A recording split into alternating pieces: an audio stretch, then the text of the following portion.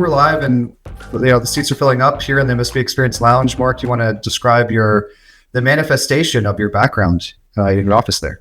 The manifestation of my background. Well, hey everybody, I'm Mark Jamieson. I'm the CEO of 2W Technologies. We're a technology solutions provider primarily for manufacturers. So if it's a manufacturing firm, we do most of the technology right up until that dotted yellow line that only the equipment operator can go across. Doing technology in manufacturing, as a lot of folks know, is incredibly difficult. The buildings are either too old or too cold or too dusty or too hot, or there's language barriers, and that's the kind of stuff we deal with that. We do with that every day. I've been with 2W for coming up on, it'll be 12 years next month, actually. Excellent. It's been a hell of a journey.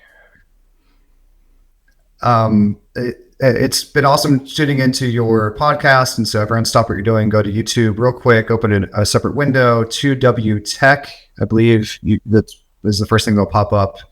And one of your recent podcasts, actually a couple months ago, but you had a chat with Tom, and you're talking about AI in the workforce, and we're going to get into a little bit of that. And you dropped some Microsoft bits in there as well.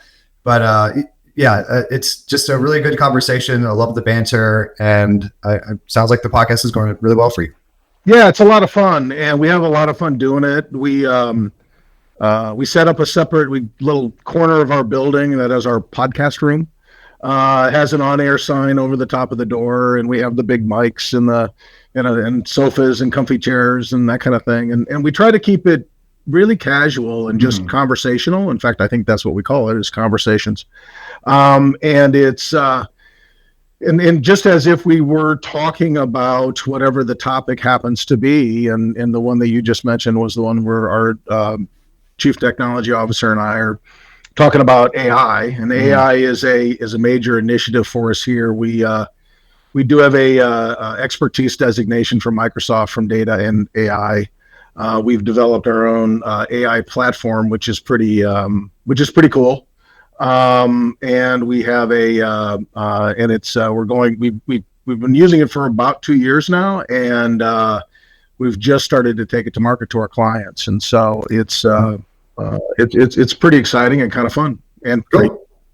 There you are. Thanks for without fail, something's going to happen. Everyone, this is a live stream, and we're proving it. This is not pre-recorded because I just got kicked out and refreshed my browser. It's like when you do a systems demo. You know something is going to go wrong. Right. What was the first iPhone launch? Like they had to script that 20 different ways and just hack it to death. Just they weren't quite sure how it was going to work out. Exactly. Yeah. So this is not that. This is actually live.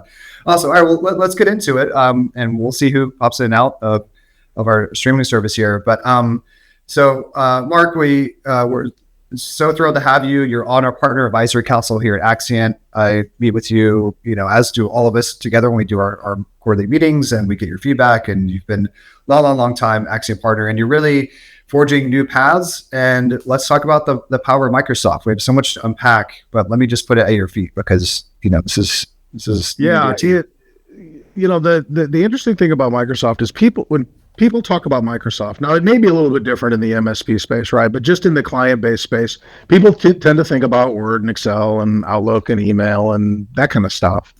And it's so much more than that. And just that what they call the modern work stack is so much more than just those applications. In fact, I think at last count, Business Premium had something like 110 different applications that were baked into that particular SKU, and I think there's well over 1,000 365 modern work SKUs, and it stretches. In fact, we've got a whole bunch of that information on our YouTube channel, but it stretches across security, it stretches across collaboration.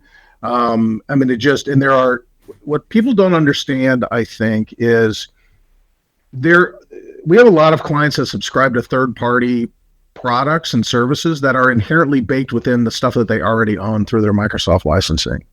And so about a year or so ago, we realized that we were doing a pretty good job of implementing technical, but we weren't doing a very good job of consulting and teaching and showing how best to use this and what's the best way to do collaboration and that sort of thing. And so we took a playbook or a page out of our, so we're also experts in an ERP system for manufacturers called Epicor.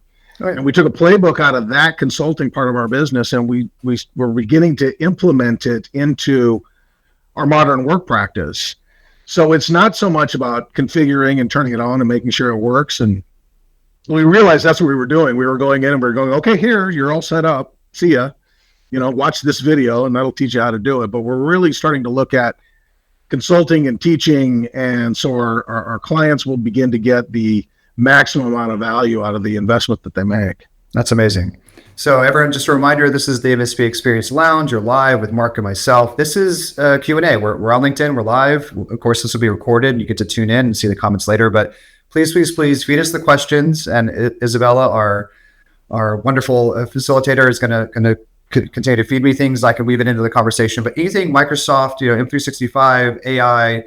I'm the marketer, Mark. So I want to call it collaboration as a service. How do we productize these things where you're kind of taking the technology, but to your point, like you're seeing needs that go beyond just data and speeds and feeds and bandwidth. And to your point, dusty power supplies and all that kind of stuff. But now it's about collaboration and what else can you use the stack to really empower teams with. So everyone, please just feed the questions in and we'll weave it in. But where do you want to go next? I mean, I'm not sure if I get credit for collaboration as a service, but what are you training folks on? I'm gonna go get a bumper sticker made with that. Yeah, let's do it. Yeah, so I think it's teaching people and our clients how, like, the breadth of this technology that they, for the most part, already own. And so whether it's Azure consumption or it's making sure that people understand what Microsoft Loop is, and how you can use it in your environment. Look, the modern work stack is as complicated and sophisticated as Epicor ERP. And there's such a depth to it. And it really depends on it. It's getting to know your clients. It's trying to figure out what their use cases are, what their goals are, and then taking the knowledge and the expertise you have in these particular areas and moving them to that space. Whether it's, we have clients now who have no servers.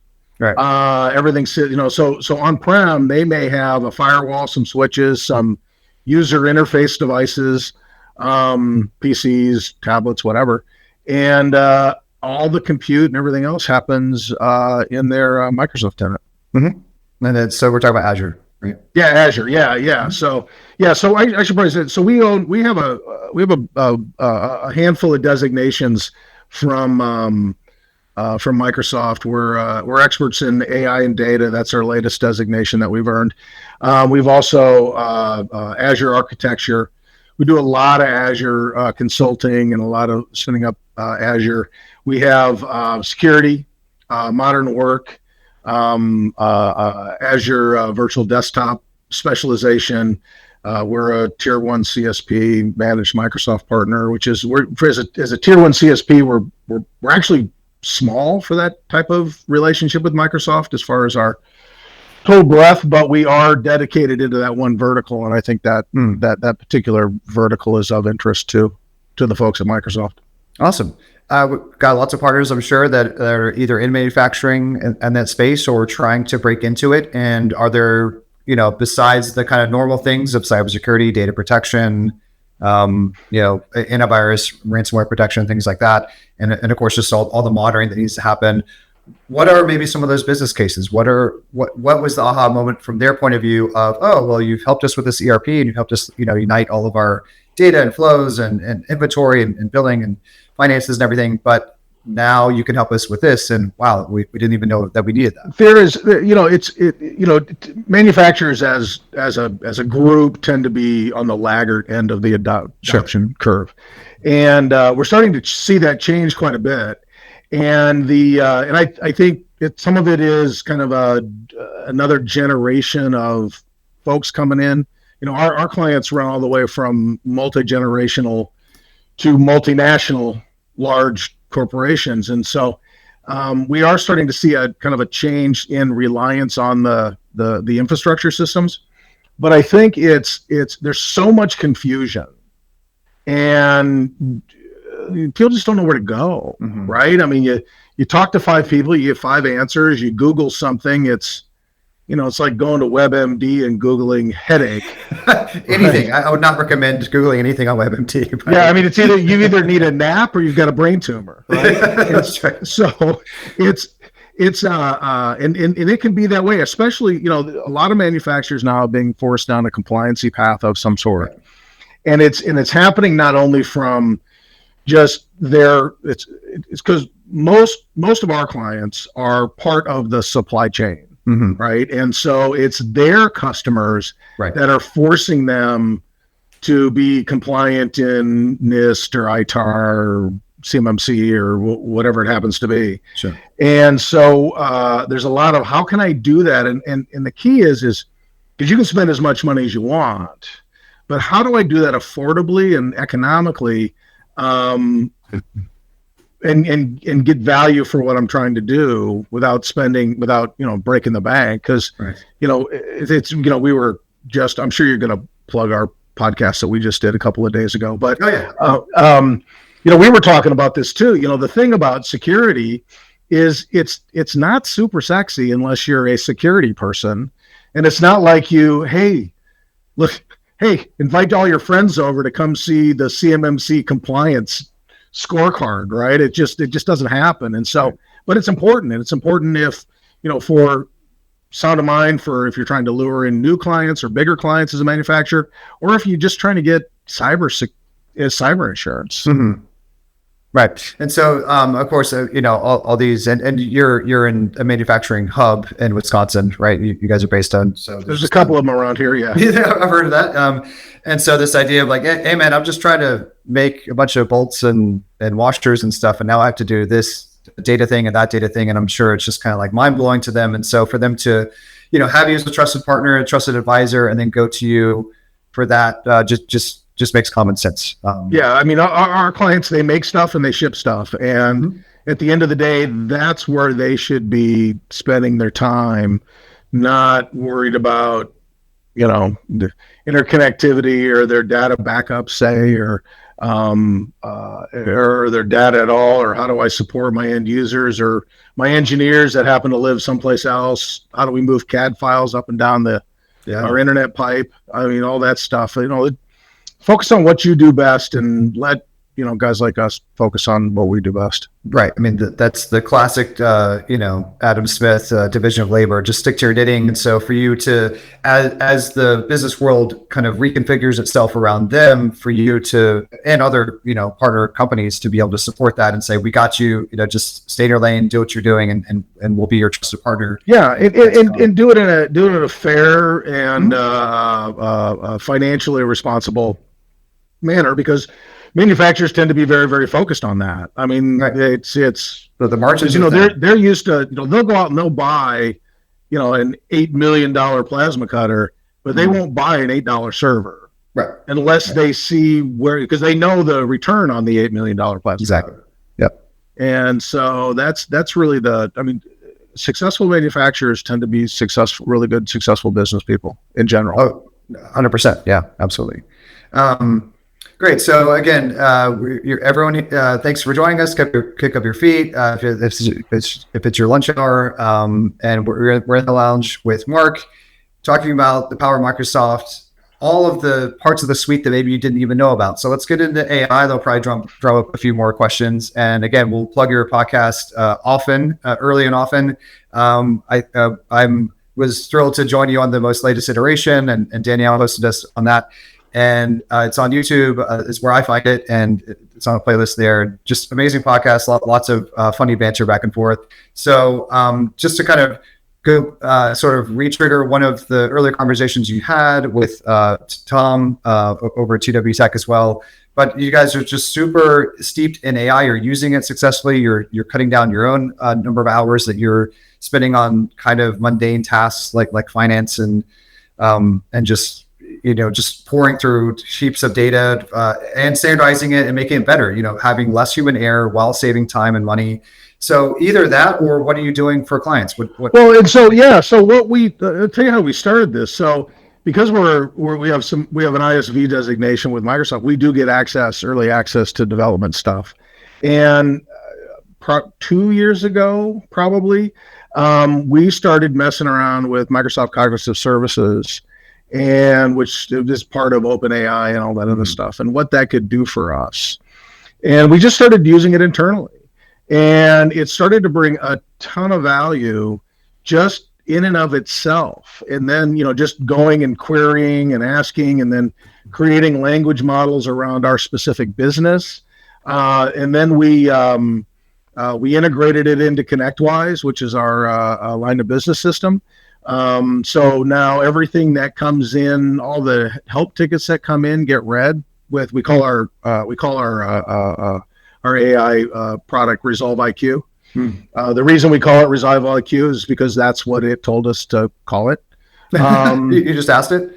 And then the other key is we're always really nice to it, just in case it becomes self-aware. That was on the podcast too, and I do that to the Google Hub at home, and I'm setting a timer for the kitchen, and I always say it's blaring in our ears, and we're screaming at it. But I'm like, hey guys, turn off the timer, please, Google. Yeah, because you that's exactly right. And so what we ended up doing is so then we put it, so every ticket that comes in gets read by Resolve IQ, and then a response goes out instead of the canned response of, hey, we got your the workflow response. It's actually specific to that request. And so now we're starting to bake in, hey, while you're waiting for somebody to call you back, try these 3 things. And then if a client responds back to the help desk ticket and says, hey, what's going on with this? It will actually pull up the notes and everything and respond back to the client. Oh, amazing. Yeah. And so we are, and that's right now. We used to have our billing process on a weekly basis used to take it took like days, right? Because you come in and you the invoice, timesheets, and all this other stuff. We threw Resolve IQ at it, and now we can get billing out the door in like 20 minutes. Amazing. And it matches everything up, and the stuff that it doesn't make sense, it presents it to the biller. They take a look at it and they go, oh, okay, big, and the 10 things they need to look at is called out, and they address it, and away it goes. So we have literally, it has to have been tens of thousands of hours that it's helped. It creates our scopes of work now. So now what we'll do is you'll do a Teams meeting and you'll record it, and you'll then throw that transcript into Resolve IQ, and it'll say not only summarize it, but create a scope of work based on this conversation. And it'll do that now. And so we've grounded that. So, and this is what we found, and this is kind of the interesting thing about, because AI is, everybody uses AI as this broad brush, paintbrush. Right. And what we found is really you're going to find a couple of different applications for this, right? So you have the under the hood and the create language models, this particular image and that kind of stuff. And then there's in our world there's going to be the specific application AI. So ConnectWise is developing it, Epicor is developing it, Copilot is specific to the modern Work 365 PowerPoint stuff. Yeah. But what we found was a specific language model, which is grounded in your business information, is far more valuable because it knows who you are, and it knows what you do, and it knows how you do it. And so it takes everything from that perspective. So the information we get back from Resolve IQ is more exacting, more specific, and more relevant to our business. Of course. And so what we're doing now is now we're starting to take it out to our clients. And we're starting to create language models specifically for our clients or our specific use cases that we're doing. We have some pre-baked use cases in there. And the idea is that Resolve IQ isn't competing with the application specific AI pieces, but it will be in conjunction too, so that those application specific entry points will have a language model that it can lean into that is specifically about your business and about your about what you do. And it's unbelievably interesting in that. So I did an example for a client of ours a couple of weeks ago, and I went to his website and I downloaded 6 PDFs on the machines that they make. Mm-hmm. And we've created a language model. Well, it's not super thorough, right? But it's grounded in those particular things. And we were able to pull a lot of data just out of the grounding in those language models. And then the integration into their website, which, just the pages or whatever. And it's, compare this to this, what's the speed that this thing runs versus that thing, those things. So those 6 PDFs and the website were able to bring a ton of value just in that small little sample size. Right. And it's super exciting and it's a lot of fun.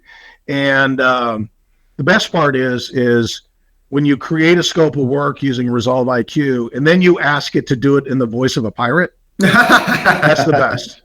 Right. And make sure that we're doing it properly on St. Patrick's Day. And yeah, there you go. Perfect. Yeah. do it in leprechaun style. So I have a million questions. Okay. And so for that, how is it used? Is it support questions? Is it for more marketing? Is it sort of that like Amazon experience to like compare X to Z of our product line?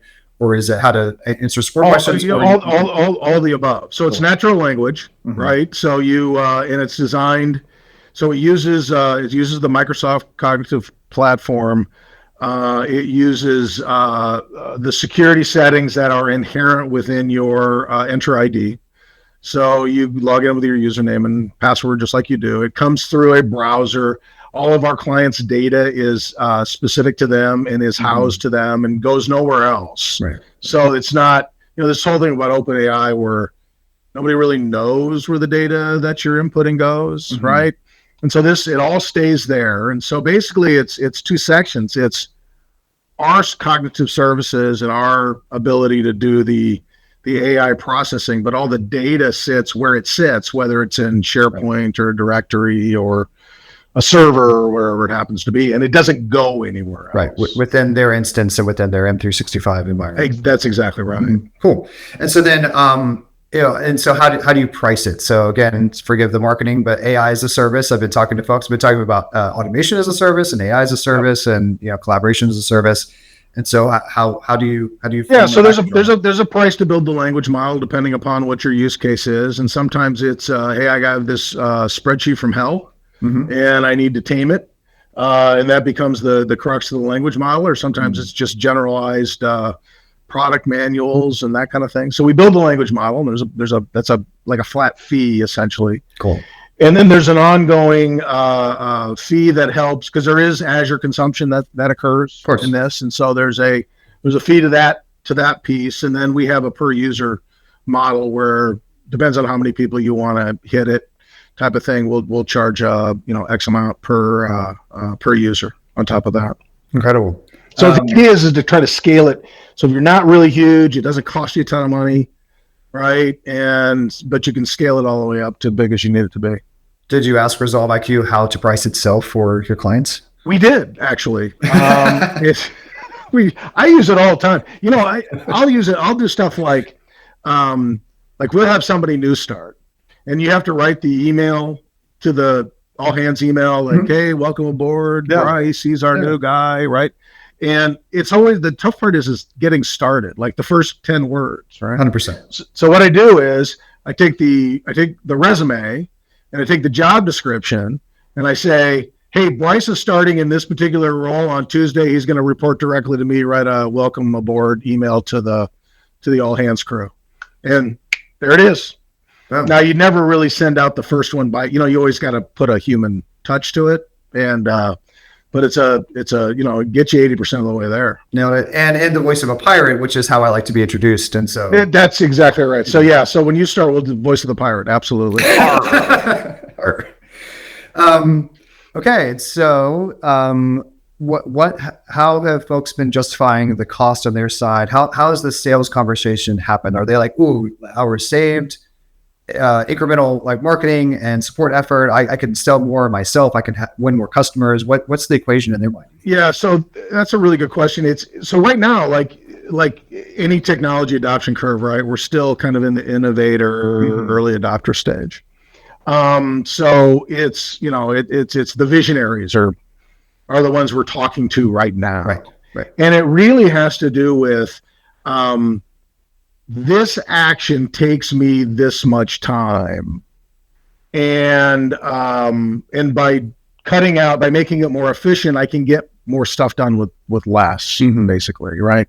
One of the challenges we all have as business leaders is you can't hire enough people, and so you got to figure out, okay, if I can't hire enough people, it's you got to figure out how to get stuff done with the amount of people that you have. That's right. And this is a really great way to do that. And so that seems to be kind of the leading motivator to some of this stuff.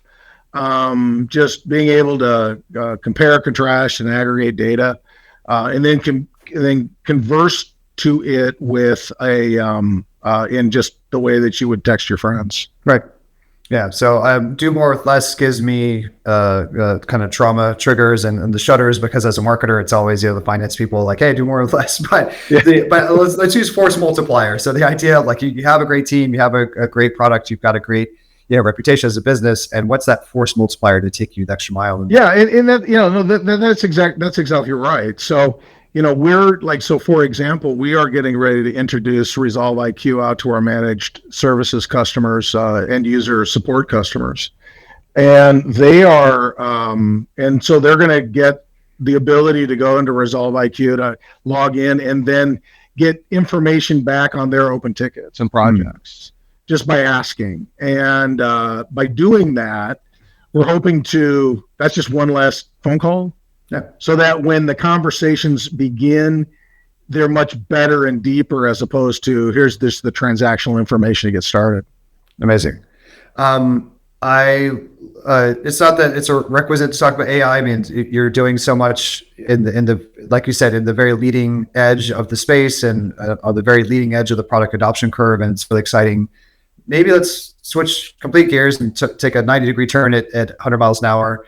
What are the other parts of this 1,000-point solution strong Microsoft stack that you feel people are completely missing the boat on, that they're just not even aware of? It just doesn't get the headlines that are pretty key.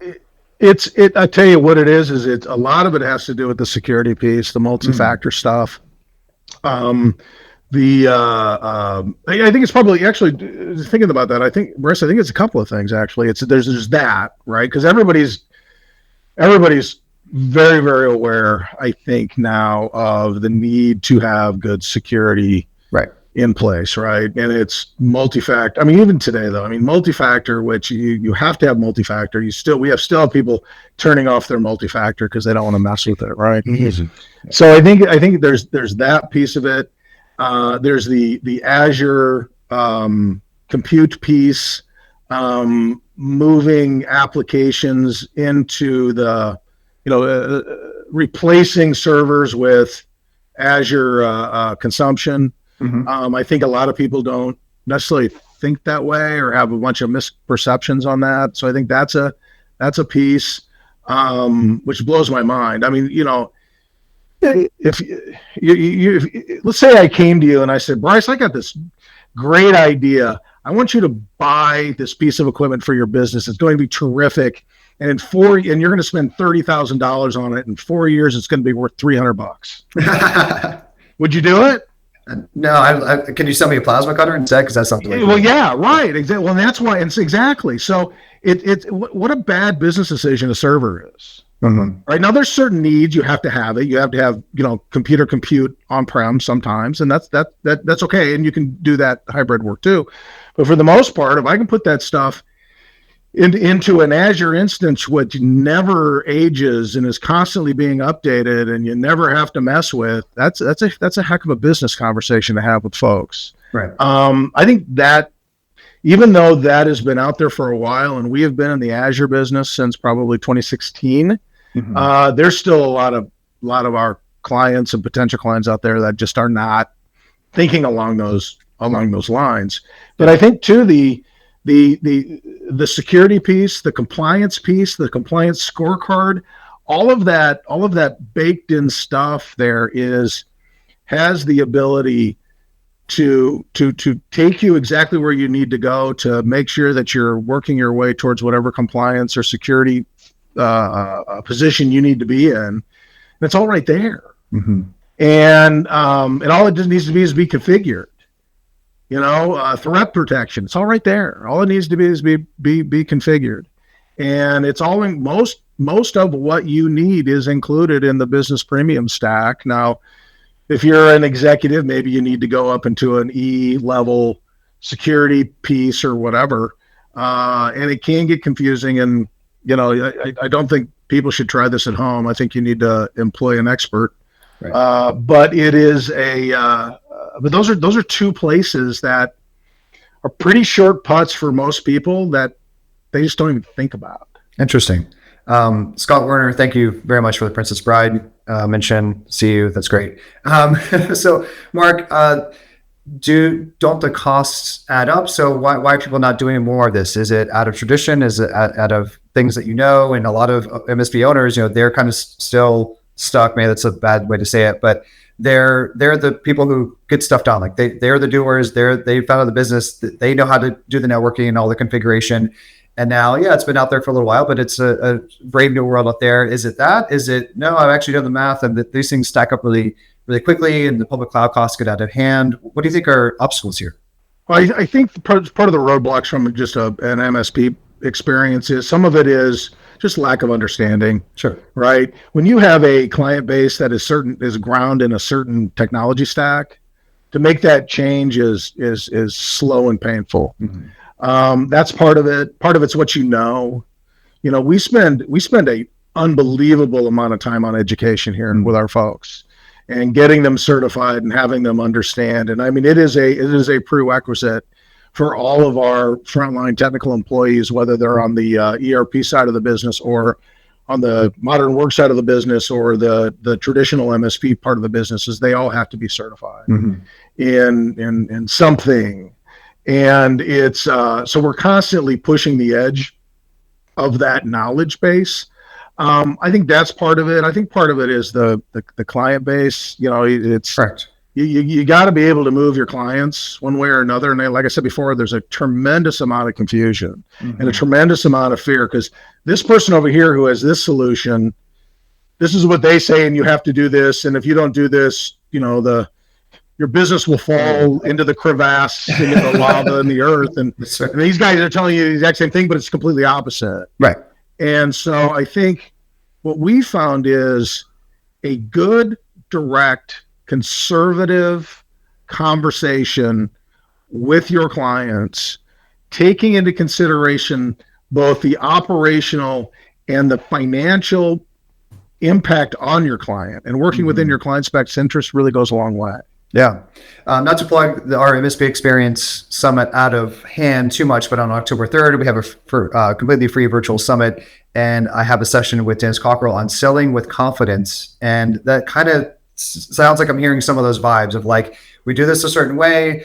Our clients are always putting the fear of God into us. So like, we have to do this a certain way. But you're the captain of this pirate ship, right? It's like, this is, there's a new way of doing things. It's going to make sense for you, the client, the end user. It's going to lead you into a higher compliant, lower risk kind of future. And so how would you recommend people get started? Do you start with a one client? I mean, education is a cost, and you have to bone up on something. You really have to do your research, but they can take a playbook from you, from others. They can kind of to get certified, try it out, and then maybe try with the client and really see how well they. Yeah, I think so. From time to time we'll have an MSP will reach out, somebody local who's like, hey, we're trying to get this thing going. Can you help us with our first Azure implementation or whatever? And so we'll engage with those guys and work through that so that they understand. It's but again, it's the golden rule is treat people the way you want to be treated, but the platinum rule is treat people the way that they want to be treated. Mm-hmm. And I think historically in the MSP space, look, we're all a bunch of technologists, not necessarily a bunch of salespeople. Right. And so it may not come natural to us. That's why you go down to IT Nation and there's a ton of, selling and marketing and breakout sessions. But I think if you just talk plainly and real and use small words and stay out of industry jargon and say, look, this is where the technology is going. You're going to get there eventually, right? So in 2016, we made the decision that for every server we quoted an Azure instance. Interesting. And nobody bought the Azure instances, but eventually people did. And now we don't sell a whole lot of physical servers anymore. Right. It's funny, we just did not too long ago. And it's almost like we forgot how to place that order, right? It just doesn't happen. Resolve IQ, order me a server. Yeah, exactly. And so, how do I configure this? It's like, I don't even know how to do that anymore. But I think that's the key. If you want to take your clients down this road of where they're going to be, and you say those words, look, you're going to be here eventually because this is where everything is going. You don't have to do it now, but eventually you will. So you should start to educate yourself now in this transaction. And if that server isn't going to, if you need that new server, so you can buy the new server, but let's spend a little bit of time talking about what the Azure instance looks like. And then so that 4 more years from now, you've actually gone through those motions a little bit. I love it. I love the vision and the planting the seed. And it's kind of like we talked in the break around the podcast, and you kind of never know when it's going to kick in and when it's really going to click and go. But from 2016 onward, we know that's the path forward. We're going to start doing it, and it just becomes baked in. And then when the time is right, it comes up more. If I could, quasi interrupt myself real quick. We have a question. Recommendations for reducing those cloud costs via automation. I know other cloud vendors will do things like move data to cheaper storage in off hours or powering down extra systems overnight. That's from Kevin. Yeah, so we do that. We have I call it, you talk about marketing terms. We'll implement your instance and it will follow the sun. So we have a few worldwide organizations where we have clients in 42 states and 11 countries. And the sun, this is a huge, you talk about marketing statement, the sun never sets on TW Technology clients. Love it. But what we'll do is we'll do exactly that. It's about cost containment, right? It's about treating your client's money like it's your money. And then in that case, you say, okay, well, I'll give you an example. So we have a client, they use their Epicor system is in Azure. They literally have employees around the world. So when, Pacific goes to bed, we'll power down some certain things and we'll power up Asia. And then as that happens, and we'll put more power to the EU, and then we'll power it back down, right? And we do that. I'll tell you where we're doing that quite a bit now is through Azure Virtual Desktops. Okay, which is phenomenal. Which is if you think PC in the cloud, right? So there's 365 PC and Azure Virtual Desktops PC. I use it almost every day. I actually run our entire business off my iPad for the most part, and when I have to, I jump onto a Azure Virtual Desktop and do my Windows stuff that I have to do on my little iPad. But it's you do have the ability to do that. The other thing that we find a lot is we'll go into other Azure instances and see that they're badly configured. And so we have clients that are spending too much money. This is not a technology where you can just press next. You need to know, how to configure this stuff. One of the lessons learned is the analog between a traditional on-prem server and an Azure instance is not direct. If you try to set up an Azure instance to look like this on-prem server, it will be too much money for your client. Right. If you are spending more money on that instance and that compute than you would on an on-prem server, you are not doing it right. Right. And we see that a lot. And so then how manual is the automation? So how much are you then at the dials doing this? Is it a preset configuration? Is there some kind of machine learning that goes with that of Asia up, US down, vice versa? Yeah, so we so for implementation, we actually have scripted out a bunch. We can spin up an Epicor instance in Azure in, short order.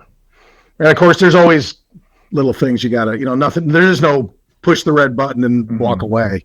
But we've done a lot of scripting to that regard, and the rest of it is just knowing your way around how to write those scripts to do that. And it's not hard, and the information is out there. I guess I just say this: one of the things that we did early on to really lean into Microsoft is we hired a person, and her whole job is to mirror up with Microsoft. Okay. Because if you try to do it yourself as a business leader, Microsoft will crush you in information. Microsoft loves nothing more than a 97-page PowerPoint deck. And so our Microsoft Alliance Manager, what her job is to take the flow from Microsoft, the fire hose flow, and bring it into a just a trickle of a hose, and then fill up the glass of water, and then hand me the glass of water, and it is a full-time job, and then to communicate back to Microsoft for both our technical and business managers that they've assigned to us, and so that they understand what we're doing, so we can leverage some of that stuff. But it is if you try to scratch the surface by yourself, it can get overwhelming pretty fast. This is great. I love talking about the people element. I mean, we are sort of talking, business to business partnership window of that. But how do you recommend that people do that? Do you hire from Microsoft? Is there a partner program that lends itself? You just hire the unicorn, the rock star? Yeah, it's not easy. So what we do, two things. One is that we like to take our frontline MSP level 2 people, and we like to train them up and get them into that business. And we've done that successfully in a number of areas. Our director of development started as a frontline level 2 tech. Awesome. I would much rather promote from within than hire from without. Yeah. But on occasion, you've got to go outside. So our alliance manager, she's a former Microsoft employee. We've hired in our director of modern work practice is a modern work expert and has been for a very long time. So when we have to bring in those folks to bring those in, we will hire outside, but we much prefer to train from within to give everybody here a really interesting and exciting career path. Very cool. Got a couple more questions, then we'll get into the lightning round, cognizant of time. How would you recommend, are there any certification, you've had this, journey just going step by step and furthering, through, and it's taking you some time. If you were to kind of do it from scratch or advise someone right now starting from ground zero, is there one that you would start from, into similar type of business as you? Is there a sequence? I don't know. It's funny. I get asked that question on occasion. If you had to start over, what would you do? And so there's a little piece of it that says I wouldn't do this. So I think it depends on where you want to go. So we started in the Azure realm because it was more of a direct, like for like, servers on-prem, et cetera, right? If this in the security realm, I think it's kind of the same thing. If you're kind of have a security bent or compliance bent to your business, that would be the place to go. The 900 series are primarily for sales and entry level. So if you have people that don't understand it at all, that's a good place to go. We skip those. Like we might send some salespeople through that, but or some brand new people, but the 900 series really doesn't do much for you. It really doesn't lend into your designations or anything else. But what I would do is I would go after, either the Microsoft stuff, which is more modern work, how to set that up and configure that. I mean, there's some really good, and they all start, it's just like college. It starts at the 100s and it goes to the 200s and there's your 400s, that kind of stuff. Azure has that same thing. Security has that exact same thing. Now there's an AI path. We just got done with an audit, passing an audit from Microsoft on AVD deployment. That had a path, but it takes effort and it takes time, and you've got to be willing to take your people and take them off the line for a little bit. So we give our people, we give them time to study. Right now, they got to study on their own too. They got to study on the weekends, but we give them time to study. We pay for the study materials. We pay for them to take the test, and then we incent them when they pass. And so I can always tell you, we have a lot of we have a lot of stuff that happens like in November because people are trying to make money before Christmas. Mm-hmm. So we get a lot of guys passing their tests around middle of November. Nice.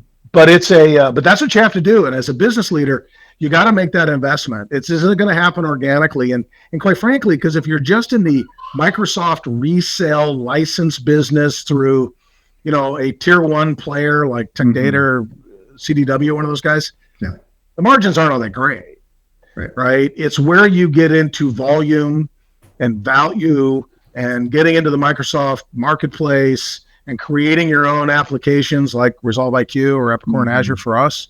There's some real money to be made in the Microsoft space, but it's not super obvious, and it's not selling 13 business premium licenses. How many licenses can I get off the truck today? Yeah, exactly. That's exactly right. Awesome. Well, I'm sure people can reach out to you and consult with you. And if they, I'm always willing to talk about stuff. It's one of the great things that about the Axcient Partner Council is the folks on that group are really, really smart. I learned more about the industry there. I mean, I know you guys get a lot of value of it because everybody's got an opinion. But those guys are really, really smart. And I learn a lot about those business just by sitting in those meetings. And I think the cool thing about our industry is I think everybody's willing to help and give back. And you don't see that in a lot of business, a lot of industries like the MSP business. So yeah, I'm always willing to talk to folks. Right on cue. We've hit our stride to say community, and we're huge here at Axcient about it. With our partner advisory council. But it sounds like ConnectWise is your flavor. Are you in Evolve, or had you been before? No, we do. Well, I've been at we go to whatever IT Day, the one in November. I've been there consistently since we got on ConnectWise in 2014, which I think is when we first started doing business with Axcient too, as a matter of fact. And so we're there every year, and then we send some folks down in the one in June, which is more security related down there. But I find that conference is really, really interesting, and it's not so much. It's one to see the new stuff that's getting developed, the new tools that are being developed, but it's just the camaraderie and the conversations and sitting down at lunch or dinner with folks you don't know, or in the openness is just it's really cool. And honestly, it took me by surprise when I first got exposed to it. Right, peer groups, meetings, trade shows. To your point, folks are so willing to share their best practices and so open and so willing to help others. I know you are, and you embody that as well. So sounds like folks have additional questions and want to kind of really unpack and maximize the value that is sort of hidden within this Microsoft behemoth of all the solutions and all the offerings. It's out there. It's there for the taking, and probably just needs some networking and some one-on-one conversations. Yeah, drop me a line on LinkedIn or whatever. I'm more than happy to help people navigate the incredible. Great. Well, my young son is screaming in the background, so it's probably my cue to move on if you heard that. I think you have a link tree that Isabel is going to somehow drop magically somewhere in LinkedIn where I can't see it maybe. And that is to your podcast and to 2W Tech. And so just wanted to kind of preempt that a little bit as we head into the lightning round, if that works for you, Mark. Bring it. All right, here we go. We love doing this. I think we had an unfinished thought. So before we do that, if you could just kind of remind everyone the Arizona background behind you in the office, kind of what's the story? So I'm a U of A graduate. Bear down, go Cats! All right. Behind me is a painting of Push Ridge, which is just north of the Tucson metro area, and it is we have another place down there besides here in Wisconsin, and that is actually the view outside our window of our place. And the interesting story is I got the painting before I got the house. So, yeah. Not saying we're living in a simulation, but if we were, that would be one. Yeah, here, let me get out of the way. Exactly. Love it. All right. What is your favorite city in the world? Tucson, Arizona. All right. And if I can't be in Tucson, I'll take Heartland, Wisconsin all day long. Very cool. Love it. Dogs or cats? Dogs. All right. Hot coffee or iced coffee? Oh, I can't do iced coffee. It's like I can't. It's hot coffee. I like my coffee. What's funny is I drink a lot of coffee. I'm not really a big coffee fan. Mm-hmm. It's more of a caffeine delivery method vehicle. To me. Yeah. That reminds me of Ron Swanson with that. If you watch Parks and Rec, it's a whole new meat delivery system. I think it was the meat tornado. That's exactly. It is a caffeine delivery system. Love it. Are you a night owl or an early bird? I'm a night owl. I struggle getting up in the morning, but I can't go to sleep at night. And folks will hear TW tell you every once in a while they'll get an email from me at 2 a.m. or something. And right. And they get to it when they get to it, I guess. Yeah. I'm not expecting. And then what is really weird though is sometimes I'll send an email and they will respond. Right. And then I'm like, what are you doing? Go to bed. Yeah, I didn't send it to. I think the emails scheduling thing I've found handy at times when I'm not trying to annoy people. The first car you ever drove was a 1976 Oldsmobile Cutlass S. Okay, and it was red, and it had AM only. Amazing. All right, we're not talking about the fake wood paneling on the side. No. This is a little more of a sporty Oldsmobile. Okay. And it was, I cherried it out. I had a CB radio in it. See, most of the people who listen to this don't even know what a CB radio is. All right. But we had a CB radio in it. Back in the day, that's how we used to talk to our friends before we had cell phones. No need for FM if you got the CB. That's exactly that's your iPhone and the Cutlass. Yep. S. Love it. All right. Your favorite karaoke song? Brandy. All right. You're a fine girl. What a good wife you would be. Yeah, that's probably it. Amazing. All right. Let's bring it kind of in my range, sort of. Yeah, you do. Yeah, a smart person would consider their own abilities. I'm a Don't Stop Believing guy, and clearly I cannot hit any of those notes in that song. But usually I'm not worried about that when karaoke comes around. All right. And so sports season for some sports is coming up on us. What season of the year is your football? Favorite? I grew up in Nebraska. Football is my is I live in Wisconsin. Yeah. You probably heard of this team we have here. The football all day long. I will blow an entire Sunday watching Red Zone. Oh, amazing. Awesome. Yeah. It is the best channel ever invented by man. Pretty good. Yeah, it's kind of it's almost too good. It's just like all of the instant gratification and none of the heartbreak. Yeah, exactly. And for the one time a year where the Panthers are actually on there, I'm happy when we actually see them. All right. And we've talked about your IT conference. So you like Connect and Secure. Anything else that you want to point to in terms of industry events that you really like to get to? No, we show at the Epicor user group Insights. We have a pretty good showing there. We throw a pretty nice party for our clients. It's all our clients, right? So that's pretty fun. We do that. That's our big marketing event every year.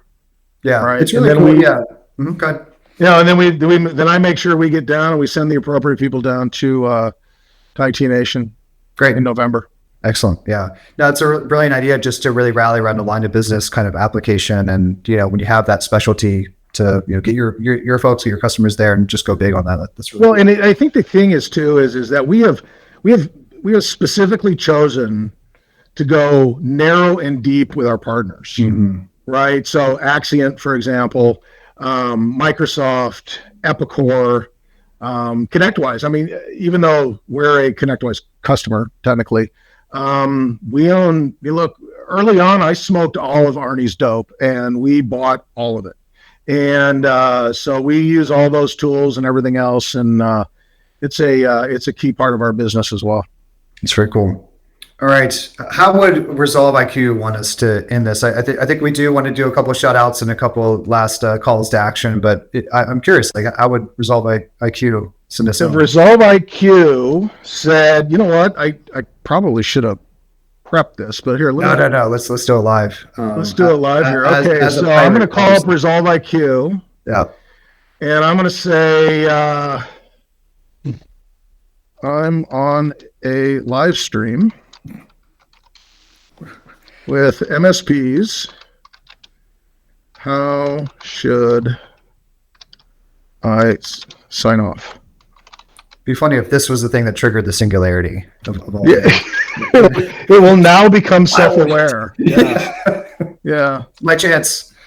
All right, let's see what we get. We are dear viewers, thank you for joining us in today's live stream with managed services providers, MSPs. I hope you found the session insightful and beneficial. As we conclude, I want to remind you that Jamieson Tech is here to support your technology needs. See, I like this. See, Right? Always be fun. Closing Resolve IQ. Always, yes, absolutely, especially within the manufacturing sector. Whether you need assistance with Epic or ERP, IT infrastructure, Azure cloud services, or security solutions, our team of experts is ready to help. Incredible. Best regards, Mark. Could not have said it better myself, Mark Jamieson, 2W Tech, Resolve IQ, Behind the Veil. Absolutely loved this conversation and always love hanging out and talking. Let's do this again soon. Bryce, this was a lot of fun. I really appreciate you guys inviting me. Likewise. Awesome. Have a great one, everybody.